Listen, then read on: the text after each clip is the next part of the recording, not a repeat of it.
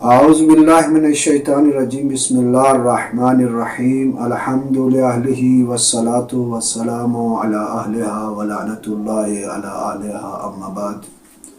درود و سلام ہو محمد و آل محمد کی ذوات مقدسہ پر،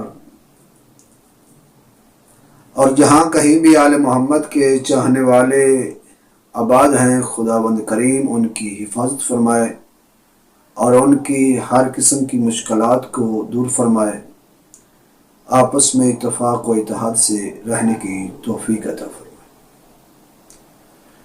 آج جو ہمارا موضوع ہے وہ ہے احجار کریمہ، ان میں سے یاقوت میں سے جو سرخ رنگ کا ہے اس کے متعلق۔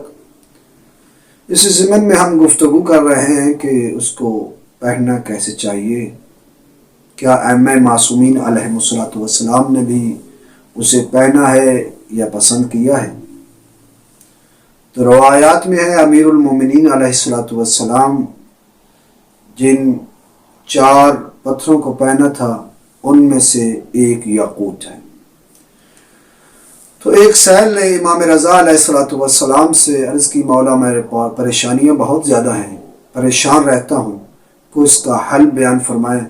تو امام علیہ السلام نے فرمایا کہ آپ سرخ یاقوت کو پہنے، آپ کے لیے بہت زیادہ فائدہ مند ہوگا، خداوند کریم آپ کی پریشانیوں کو دور فرمائے گا۔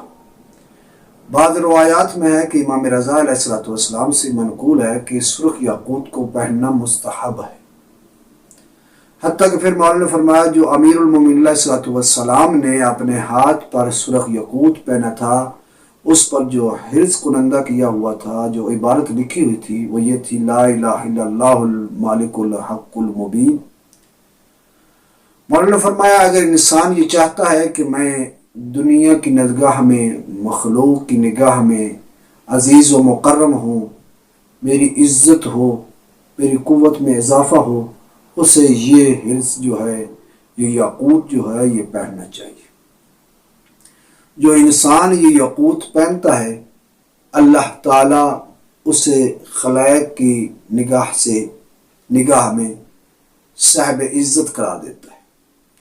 اور مولانا نے پھر فرمایا کہ اگر انسان چاہتا ہے کہ میری حاجات پوری ہوں، اللہ تعالیٰ میری کوئی بھی حاجت ہو اس کو رد نہ کرے، امام نے فرمایا اسے یاقوت سرخ سے غافل نہیں ہونا چاہیے۔